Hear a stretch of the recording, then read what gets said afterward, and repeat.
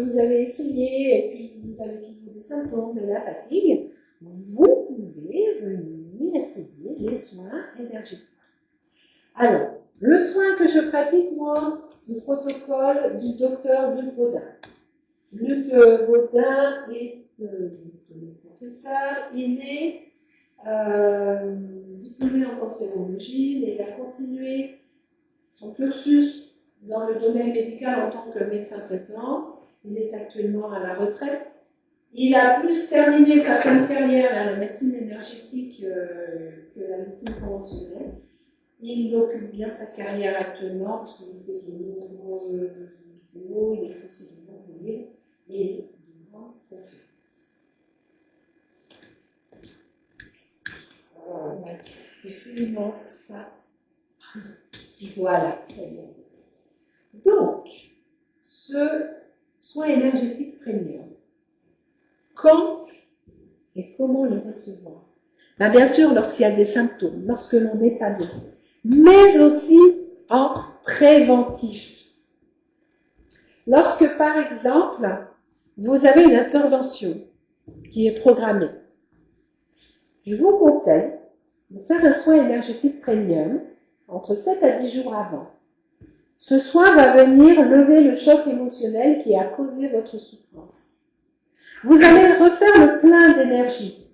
Donc, après l'intervention, vous serez moins fatigué. Ensuite, le soin va permettre de diminuer le stress et la douleur. Et il va vous aider à mieux cicatriser parce qu'il va favoriser, il va régénérer les tissus et les cellules.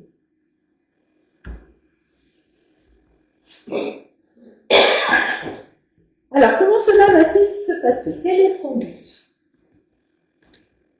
Notre corps transporte l'énergie vitale.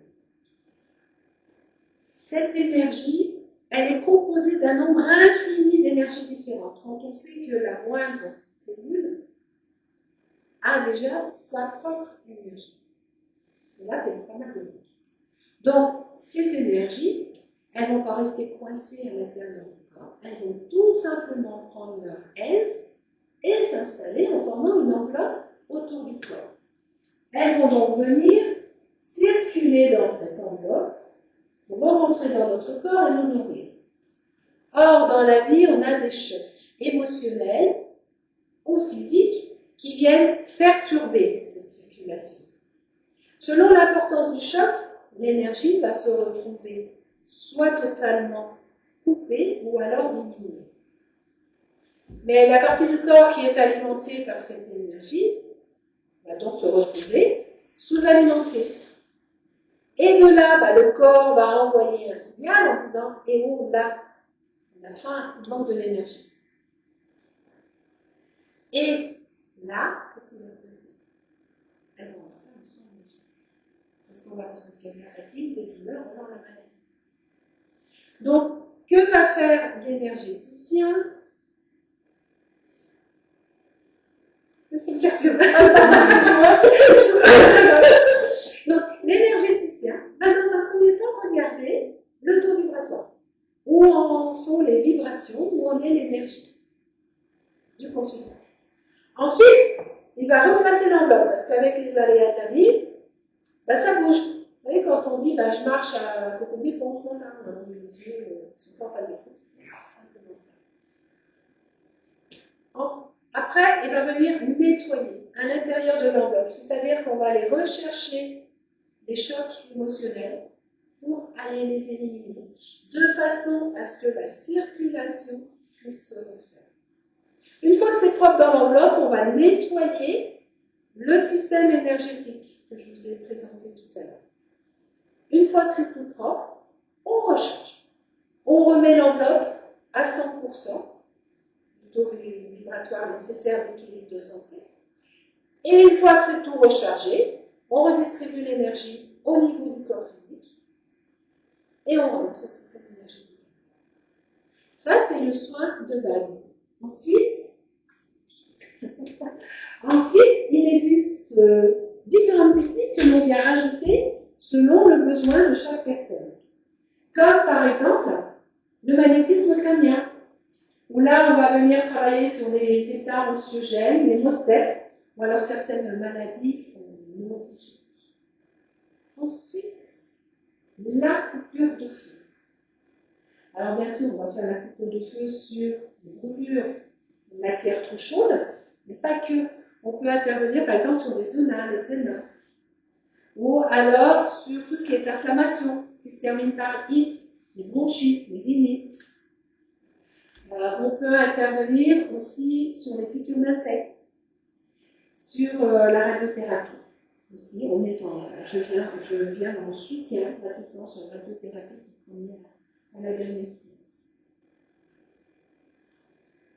Ensuite, le mouvement primordial. Je vous parle de ce mouvement-là, le 8 comme ça, et le 8 aussi de l'infini. Le corps complet, c'est un mouvement primordial. Chaque partie du corps, c'est un mouvement primordial. Jusqu'à la moindre cellule qui est ce mouvement primordial.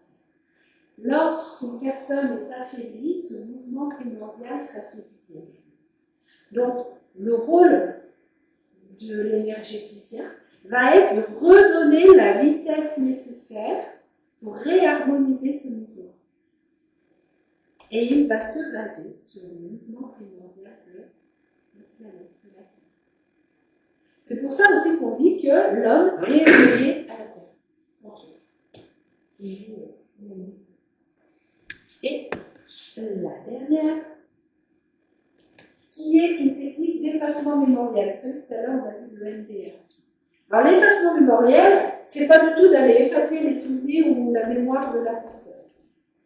Donc, pour le MDR, on va aller travailler avec les yeux ou en thérapeutique. Moi, j'ai pas le droit de le faire parce qu'il faut une base psychologique. Je vais tout simplement voir en énergétique, je vais poser mes deux doigts sur le front. C'est pour ça qu'on appelle ça la technique du doigt frontal. Je vais aller poser. Et en fait, avec le ressenti, je vais aller jusqu'à diminuer, effacer un choc, une émotion qui est rattachée à un choc émotionnel. Donc ça peut être une grande peur, une angoisse, toute émotion négative. Comme ça. Ensuite, donc la consultation se termine. Je ne donne pas de second rendez-vous. C'est la personne elle-même qui ressent si j'ai envie de revenir suivre avec moi. Et en plus, comme chacun est différent, tout le monde va avoir des ressentis différents. Donc, je ne sais pas si la personne va être très bien dans 15 jours, 3 semaines, comme elle peut très bien avoir besoin de rendez-vous. Donc, c'est elle qui me rappelle et qui reprend rendez-vous. Toutefois, à tout le monde, je conseille un temps de repos de 7 à 10 jours pour que le corps ait le temps d'assimiler le travail et les informations qui viennent d'être passées devant le soin.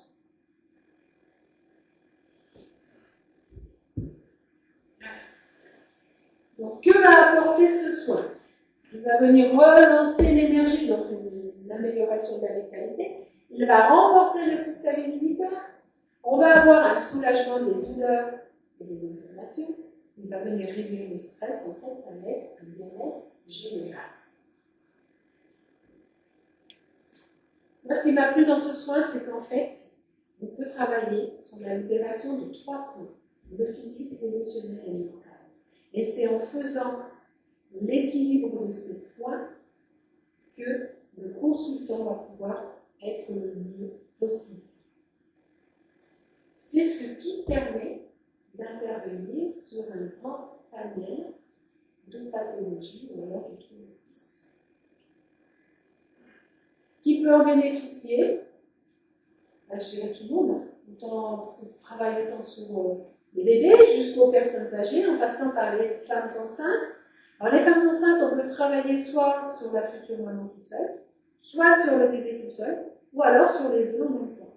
Ça dépend ce que la maman a choisi. Si c'est pour le bébé, s'il y a des difficultés, on peut travailler sur le bébé tout seul.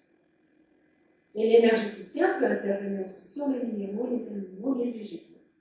Et ce qui est bien aussi, c'est qu'on peut se faire les soins sur soi-même. Alors, pour venir en soutien aux personnes qui ont besoin de renouveler l'énergie assez fréquemment, j'ai instauré une fois par mois le soin énergétique premium de base en soins groupés. Il se pratique en présentiel ou à distance sur simple inscription. Donc, quand c'est à distance, il n'y a même pas besoin de contact. Vous vous inscrivez, c'est tout. On envoie l'énergie et la personne reçoit l'énergie. Il n'y a pas besoin d'être au téléphone. Hein? Il y a quelqu'un qui prend ça. Je pratique aussi, vous pouvez essayer la méditation guidée. Alors, j'ai beaucoup de personnes qui m'ont entendu. Oui, moi, de toute façon, la méditation, moi je suis dans le mental, alors c'est hors de question, c'est trop dur, je ne peux pas poser mon cerveau, et puis de toute façon, moi je ne peux pas arrêter de penser, alors non, la méditation, je ne peux pas. Ben, écoutez, moi ce que je vous propose, c'est d'essayer, voir si vous êtes capable de le faire ou pas. Ça vous dit? On va essayer. Alors, c'est bien, vous êtes déjà bien posé, les deux pieds au sol, tout simplement. Voilà. Et puis, je vous invite à respirer en conscience. Respirer en conscience, c'est penser à sa respiration. Vous prenez bien soin de l'air qui rentre dans votre corps. Vous fermez les yeux et vous expirez. Tout doucement. Vous faites 2 ou 3 respirations. Vous laissez votre dos. Pensez toujours à votre respiration. Laissez aller vos bras.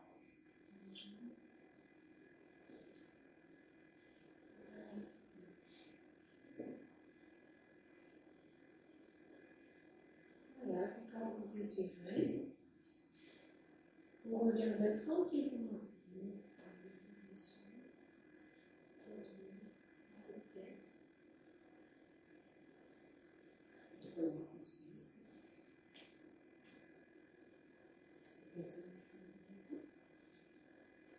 Je n'ai pas réuni depuis le début de la voilà, donc ça va, vous y êtes arrivés. C'est pas compliqué. Donc la méditation guidée va vous permettre de développer vos énergies de guérison par la détente du corps, la pensée positive, la visualisation et les musiques cérébrales. Je pense que tout ça, ça vous parle. C'est ce qu'on a vu tout à l'heure. Donc c'est un global en fait. Il vous suffit simplement de trouver un lieu calme ici où vous pourrez vous installer confortablement, donc en relax.